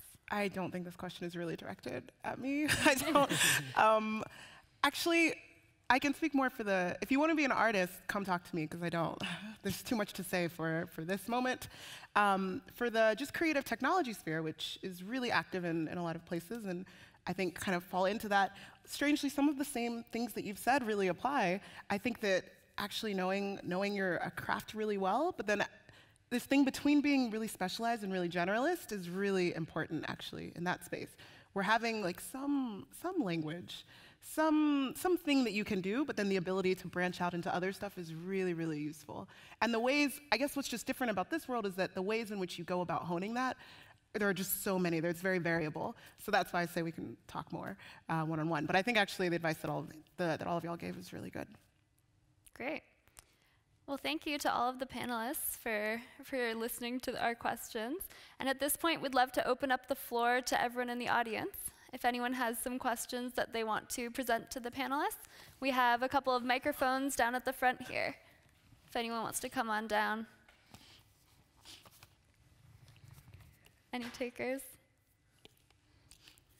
Well, I have a quick question at least, while people are plucking up their courage. So as Marcel mentioned, I'm running the Leaders Prize at True North for Communitech, which is a $1 million open innovation challenge where we're challenging Canadian thinkers and doers to solve a big industry or societal problem using AI. So when you're thinking about running a giant data and AI competition around this, what advice would you have to myself and to the team? I have two pieces of advice. Having seen these kinds of competitions go really downhill in a machine learning world, number one, don't put any data that is sensitive or confidential in the data set. No matter how you think you mask it, it won't be masked. In the end, it'll all come out. And number two, make very strict rules that have a cutoff for when people are allowed to combine their efforts and when they're not. And so I think if you look at the Netflix prize, they suffered from both of these challenges specifically, and they're very common rules. If you look at how Kaggle competitions are set up, there's a deadline by which you have to declare who is part of the team. And the reason for that is that if you take the top 5 algorithms, you can combine them mathematically and get a better answer than any one of the 5. And you don't want to leave it too late so that your top 5 people suddenly become all the same person. So, because that's what'll happen if you're not careful. So those are my 2 pieces of advice. Realize that this isn't going to go to one person, it's going to be a team, and really define upfront how to declare a team and when that can happen. Yeah, absolutely. Thank you. Any other thoughts? I don't know if this is advice, but as I listen to you describe it, I'm thinking like, wow, that's a really intimidating contest. You have to solve some massive societal problem with AI. I'm wondering, is there a way to make it seem less intimidating? Can you lower the bar so that it encourages more people to try something? So we're actually tackling a very specific problem, and shout out to the Leaders Prize. So we're actually announcing what the problem is on June 19th at the True North conference here in Kitchener-Waterloo. So everyone should look out for that and apply to join the competition. So I can't tell you just yet what the problem area is going to be, but it'll be very specific. Cool. Great, looks like we have someone who has a question for the panel. Hi, thanks a lot for coming and chatting with us. I'm Jonathan, I'm one of the students in the Global Engagement Seminar. I was reading this week that India is making it required that people at the age of 5 have to go get biometric scans done so that they can track healthcare and other things potentially in the future. And I was curious, given our discussion about data ownership, how old do you think you have to be to own your own data?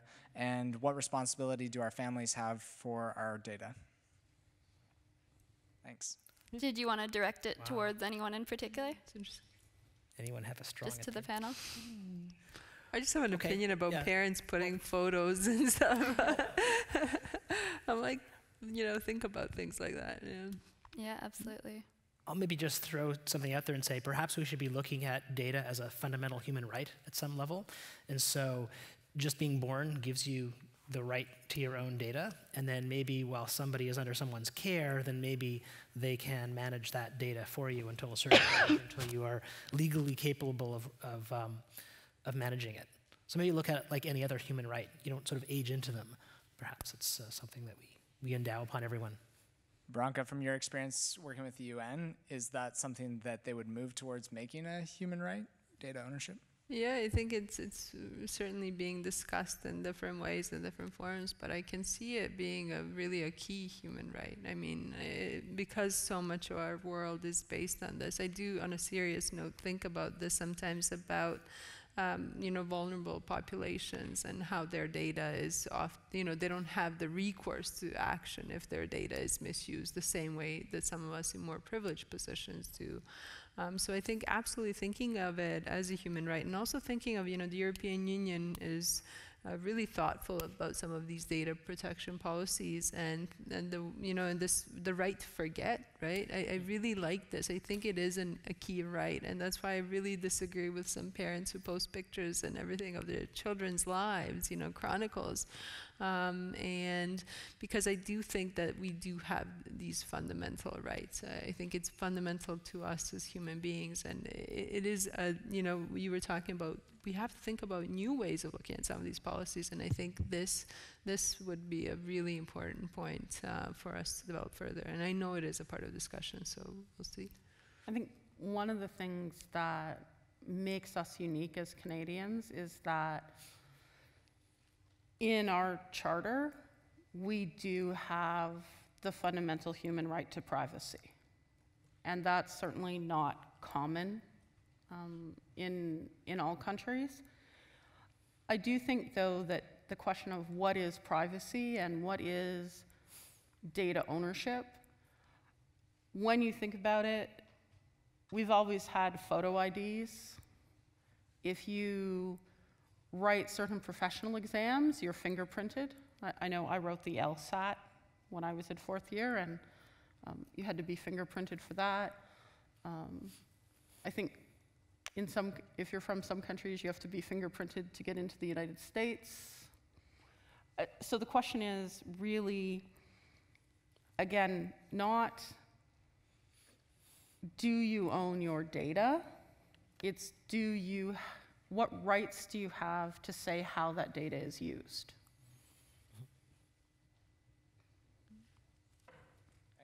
Thanks. Great. Do we have another question over there? Yeah. Hi, I'm Mike. I'm a former University of Waterloo student. And David, you mentioned earlier that Microsoft was considering things including included compensating people for data they provide. And it occurred to me that maybe the value of a single data point is not linear, is that the larger your data set gets, the sort of exponentially more valuable it gets.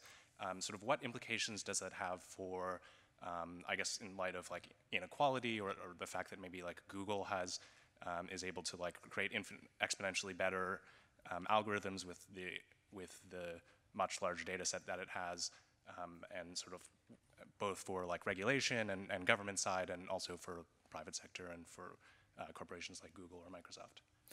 It's a good question. This is coming out of Jaron Lanier's work. This is so new that we don't have an answer yet. We don't even have agreement on how much is people's data worth.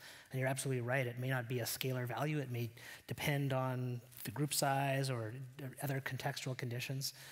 So we're just still very early on in trying to see if there is something there that we should pursue in some way. We don't know yet. So I'm afraid I can't give you any more than that. But you can read Jaron's book if you'd like. I think it's Who Owns the Future? He may go into some of these issues in more detail. Any other thoughts from the panel on that one?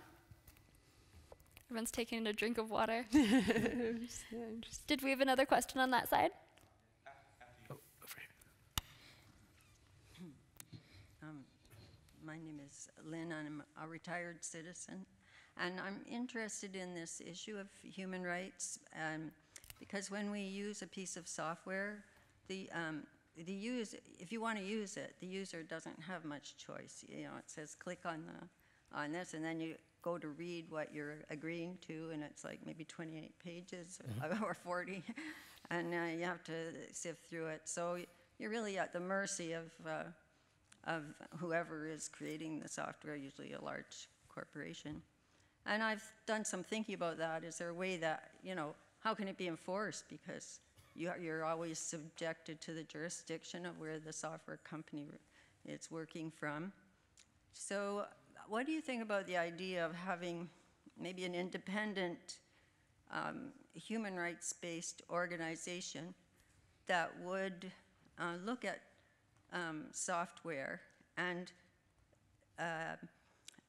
give a seal of approval if it incorporates the ideas of fundamental human rights? It would take, you'd have to get some maybe agreement whether you were using the UN standard of human rights or if it was nation-based, whether it incorporates your federal definitions. But it might be a way that users could exercise some influence on what's happening in this way.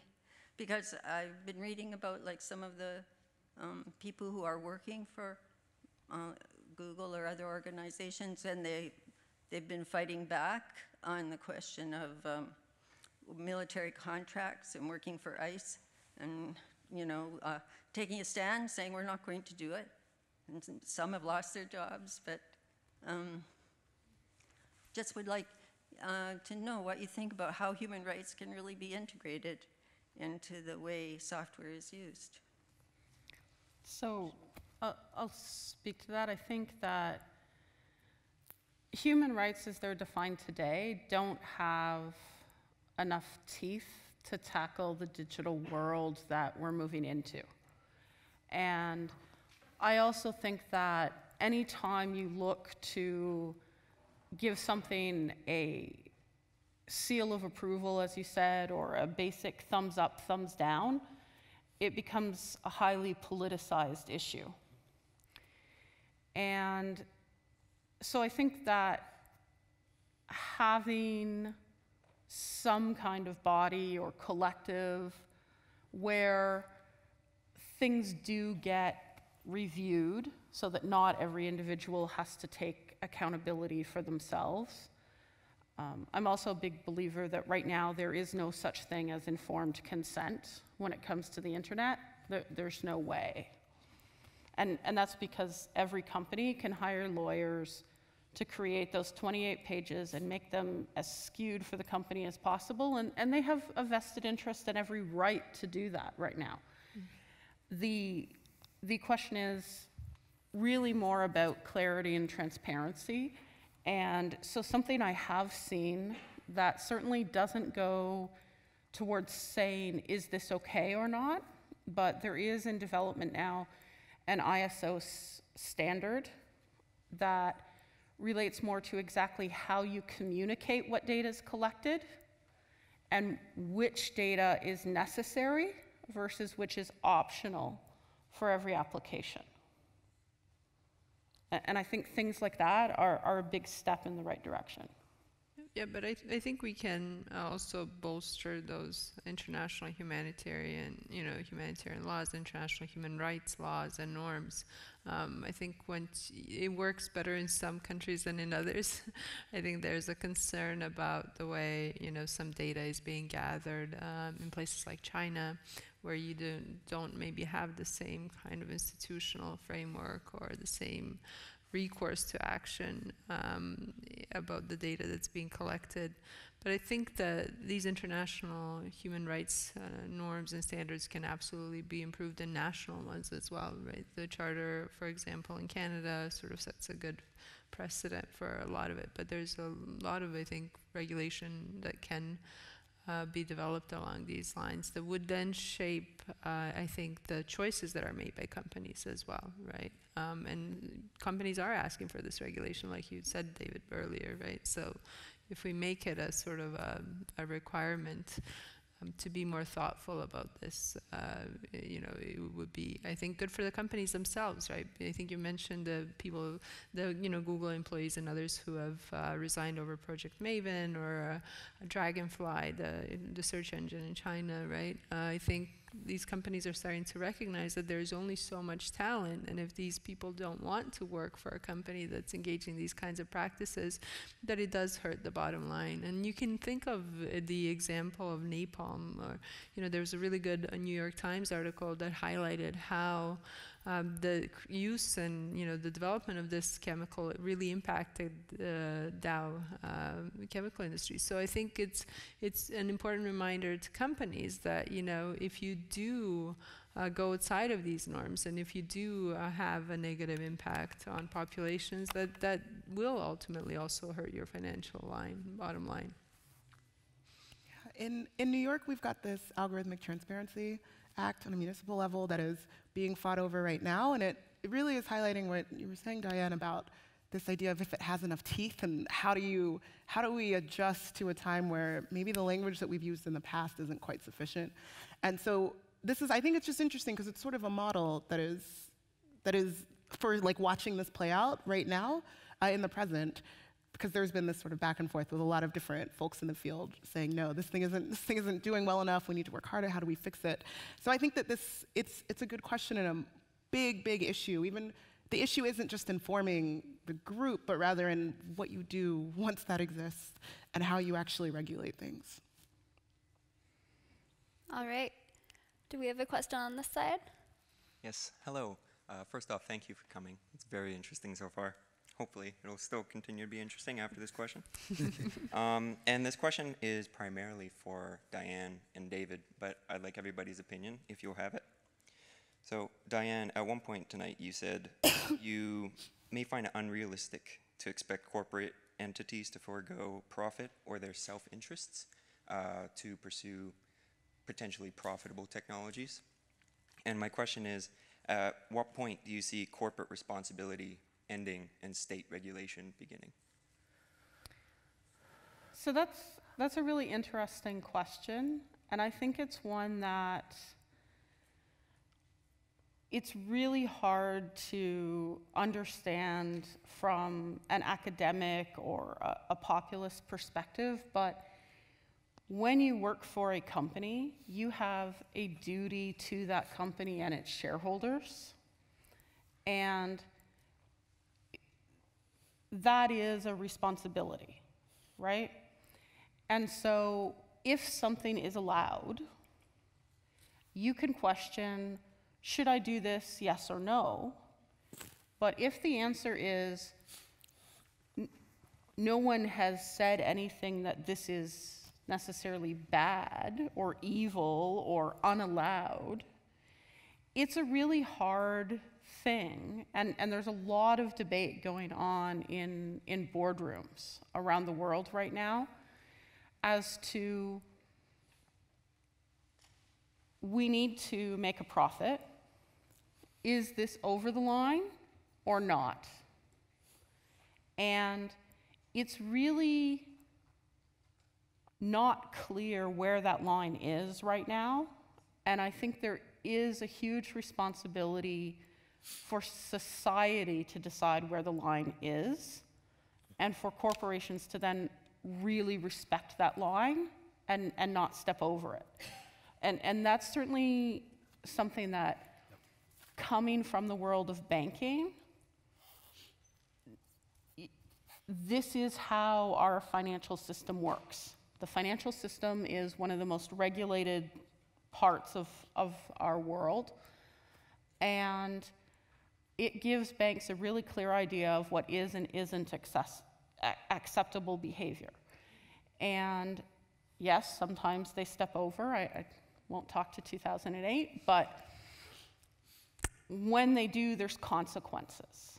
And those are legal consequences, and they're very clear.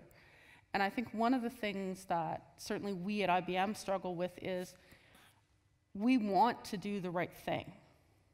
And we also want to make money, and those don't have to be incompatible,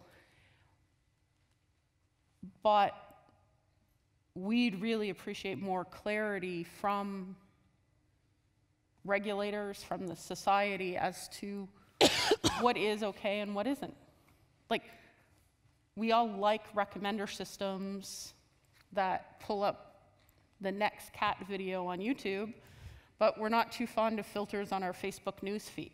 And yet the difference between those two things from a corporate perspective isn't much, nor from a math perspective. But can I add to that? I mean, I agree with everything you've said. In addition, you're not faced with these issues in isolation. You're looking at a market where you have competitors who are actively seeking the same customers as well. And so you get to the situation where there's this ethical race to the bottom, where if you don't do it, your competitor is going to do it. And so that's why Microsoft is calling for regulation in some of these cases, because we realize, hey, we don't want to go there. I mean, I think most people in large companies globally are probably trying to do the right thing, but the marketplace sets up these dynamics that sort of you end up going down the wrong path sometimes if there's something preventing it. And one of the things that we're doing internally, though, because governments are not moving fast enough, is we've set up our own internal ethics review boards to review these, there's a whole, I think 6 or 7 of them, to review these tricky cases. And we've given these committees teeth, and in many cases we've not sold software to entities where we thought they might abuse it. But that's just really the beginning. Ideally, we'd love to have, rules that everyone abides by, so we don't go to those dark places. And I don't know if IBM and Microsoft belong to the same groups, but IBM joined a couple of bodies that are lobbying for more regulation or more clear regulation. And we have some of this regulation in terms of like software, which software is sold to who, but it just needs to be better, enforced or better, bolstered so that it actually has meaning for companies. So some of it is already there. It needs, clearly needs to be updated for this sort of the reality that we're dealing with now. Well, and I think the software side, it's a lot more clear-cut. Like, there's a lot of export regulations, and certainly, large companies take those incredibly seriously. Like, I don't know about you, David, but I have to go to export rules training like every 6 months. Yeah. And it's the same hour of my life every 6 months, but it's a constant reminder of this is serious. Training. Yeah. Yes. Oh yeah, we have that too. Yeah. So I think for the sake of time, let's cut this question off there. And we have another question on this side. Hi, my name is Aiden. I'm one of the students in the Global Engagement Seminar. And I found we talked a lot about the need for interdisciplinary skills and education to combat AI in the future. But oftentimes, programs, particularly like STEM programs, can be very siloed. So I was wondering if you could talk about how we might be able to teach like everyone to value both the technical and the social aspects of artificial intelligence. I'll jump in. I mean, I think courses like this are a perfect example where you have people from diverse backgrounds who get together and work on solving problems together. And here you guys are doing it at a graduate level, but I've seen it implemented in K-5 education. And I had to go see it myself because I couldn't believe it. This was a computer robotics program where they are integrating sort of language studies and robotics to kindergartners. But it's amazing, like kids, they just naturally work together and they become fearless and they iterate on problems and then they just increase the complexity of the problems as they go through school. And by the time they're in 6th grade, they're doing the same kind of work that we do in my office. And I'm like, wow, these kids are gonna take my job. But it's a skill that you can practice. It's about communication, it's about listening to other people, it's about understanding their perspectives, it's about not being afraid of being wrong and trying something out and learning together. It's really just basic working with people skills. And I think the challenge is we've spent so much time as a society under the industrial model, which is all about achieving efficiency at scale, where there's a best way to do something and just do your job and you do it over and over again, that we've sort of trained out those natural abilities we have to work collaboratively. And now we got to bring them back because all those old jobs are going to be done by machines going forward. And so now the work that humans are going to do is going to be less routine, more creative, more social. I'd like to make a case for humanities and social sciences. I really think that, like there's so much funding and so much, a lot of hype associated with a lot of the STEM programs, but I think that there's so much that humanities and social sciences offers, and it's all these soft skills that we're increasingly valuing. They're called power skills now. Okay, sorry, yeah. Power skills. Now we all have power skills. But I think these are important. Critical thinking, like critical analysis. These are really useful in thinking about, hey, how do we want to use AI? I'd like to have my policy people have those skills, you know, and I'd like for them, but at the same time, I'd like for all of us on the sort of the softer side of things to have some of these more technical skills, right? Like I wanted to learn how to code or do Python, you know, like the Python. I was like, what is this? I need to learn this. But that's happening now, and I'm like, I feel like you know, this should have happened a lot sooner. So it's great to have some of this introduction earlier, but I think as a society, we need to value these, you know, critical skills and these analytical skills that humanities and social sciences bring more. And if you listen to the governments, it's all about STEM, or now they're adding the A, so it's STEAM, right? But I think, yeah, if we can just value those skills as well, and if you have those skills, I think those are transferable. I think you can use them in different settings and different contexts, and it would be great for our tech people to have them. I had one more comment. I just realized we do a thing internally we call, you know, hackathons. I'm sure you've heard of them, where people get together for a hack week or a hack night or whatever. Honestly, not a lot of value necessarily comes out of them in terms of the projects, but it's the experience people have of working across silos, unencumbered by rules and procedures, and they work together for a couple days, and they're like, wow, look what we did, and then they go back to their regular jobs. They're like, why are we working so slowly? Why are we not talking to those guys over there? And so that's how you change a culture inside a company, is by giving people those experiences, and then they can't unlearn them. They just take those skills with them and as they go back to their regular jobs. Unfortunately, I think we're almost out of time. We have maybe one last question that we can ask. And then afterwards, we're going to have a reception out in the main atrium area. So I'd love to continue these types of conversations and ask people to hold their questions, and we'll discuss it a little bit more in the atrium in an informal setting. So one last question. Well, thank you all for being here. This is like a really interesting conversation, and I feel honored to be the last question. I guess implicit and kind of underlying a lot of these issues is this idea of power. Mimi, you had mentioned how, or it was talked about how there's like an asymmetry between who's represented by the data, but also because the kind of skills it takes to understand the coding is kind of, it's high level. There's kind of a disenfranchising of people who aren't so well skilled or can understand or even have the resources to learn those things.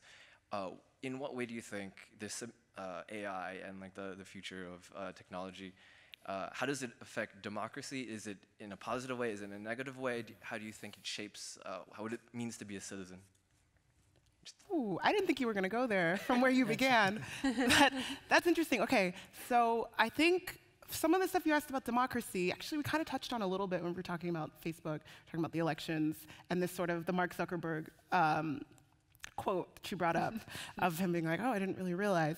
But I think there's something, maybe I'll kind of jump to the beginning really of what you focused on, and maybe someone else can pick up on the second part, because I think it ties really nicely to the last question. It's nice to tie those two together. So I'll speak mostly from personal experience. So I am right now at an engineering school teaching as an artist, but before I was there, I was at a liberal arts school teaching technical courses. So I've kind of been on both sides of this, and something that is really interesting to me in this kind of conversation, this power asymmetry you're talking about between like what is considered like technical expertise and then non-technical, I can't remember what the term. Power skills. Power skills. Like it. Is how the students that I was teaching in the liberal arts environment, they actually feel a strong social pressure to understand technical everything. And so they're like, I gotta learn how to code, I gotta learn how to do this. And then when they can't do it, they internalize that it's something wrong with them. They're like, I'm just really dumb, I'm not good at this. I never learned this, I got siloed off when I was young, like I can't figure this out. And they don't, I find when I'm teaching them, having taught multiple classes, they don't see that as a practice that they have to develop. They're just like, it's a thing I have or don't, and I should have it if I wanna be valuable in this world. And in a way, I see the truth to what they're saying. Being now in a technical environment, having to teach arts-related and social science concepts, I see actually a totally different issue, which is that the students don't see the rigor of any of those topics. And so it's not about getting them to be like, oh, really, it's not about getting them to, like, they're not, if something's wrong, if they struggle, they don't see it as being an issue with them, they see it as being an issue, they're like, oh, this is dumb, it's not me. And so that has just been really fascinating for me to think about. Also, so some of the work that I've had to do in the course is really just get them to see that this is challenging, that this is not easy, And that it's also a practice, and it's a different thing, and you might not be able to brute force the answers. You can't problem set the answers when you're making an art piece, and I think all you students know because you had to do this, or when you're dealing with some of these thornier issues, but that those are just as valid, even though a lot of society is kind of screaming that it's not. And so there's this, that is the thing I want to point in. I think that actually, when we have these conversations about those, like the STEAM, the arts, technology, et cetera, social sciences, humanities versus technical, we're doing this in a world in which we've already valued technical knowledge and expertise way over anything else. And so even just getting people to collaborate isn't quite enough. There's this work that we have to do in being like, no, to understand the technical, you actually have to also understand this. Yep. And it's not that you have to be amazing at both, but you have to have a language for both of those. I think one of the things that I spend most of my time doing is helping my data scientists understand my developers and vice versa, and then having any of them talk to our offering manager or our product manager. And so being that translator who speaks all three languages just by virtue of having done all three jobs, it is a huge advantage for me. And yet it also puts me in the position of not being any one of those three things, right? So I do think that one of the challenges is that STEAM is a big problem for me. I really think that it should be STEM and something equal to STEM that's more focused not on a general label of art, but something that recognizes the diversity of the arts and the different components of arts that are important. Because I think things like communication patterns, things like even being able to break down an English sentence into its components is incredibly important. So you might consider that that's a technical skill, but I'll tell you, we have to hire English PhDs, not just English majors, but people with PhDs in English language, because the computer needs to know exactly how things are constructed. And that means you have to be able to deconstruct them. And I was at another panel recently where one of the speakers was from Wattpad, and they're working on deconstructing stories to help make more varied recommendations that aren't just based on popularity, but that involves teasing the plot out of maybe a 50-page novella or a 500-page novel. And so that really brought home to me that there are technical aspects to social sciences. And I think one of the things that we really miss often as students of STEM is that it's a different kind of technicality, but it's still there. And we need to not just be able to share a conversation, but we also need to stop thinking of them as soft skills. They're a different skill, and everyone needs some crossover between the two.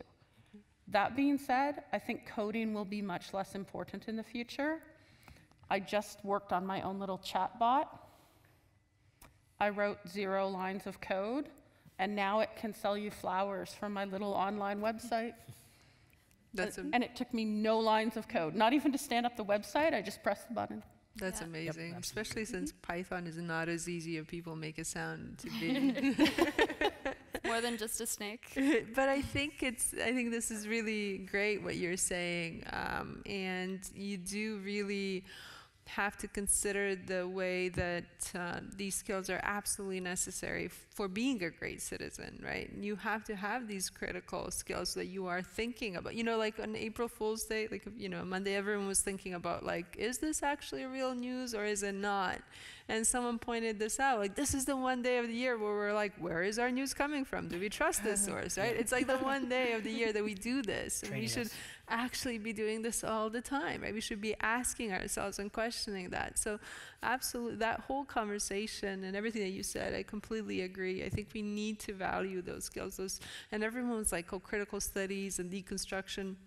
I'm really glad you offered that kind of defense of that, because I think it's really important. We need to understand how these things are constructed, because I think at the end of the day, a lot of what we're talking about using AI in, these are social problems, these are political problems, these are economic problems. They're not technical problems, right? The technology can aid and perhaps augment some of the solutions, but these are not technical problems. So that's why you need all these people who have the social sciences and humanities backgrounds, who fully understand the extent of the problem and the implications if you offer different solutions. And I think that's a great note to end on, because I think it really speaks to the value of everything that we've discussed today, and also to the arts course, the Arts 490 course.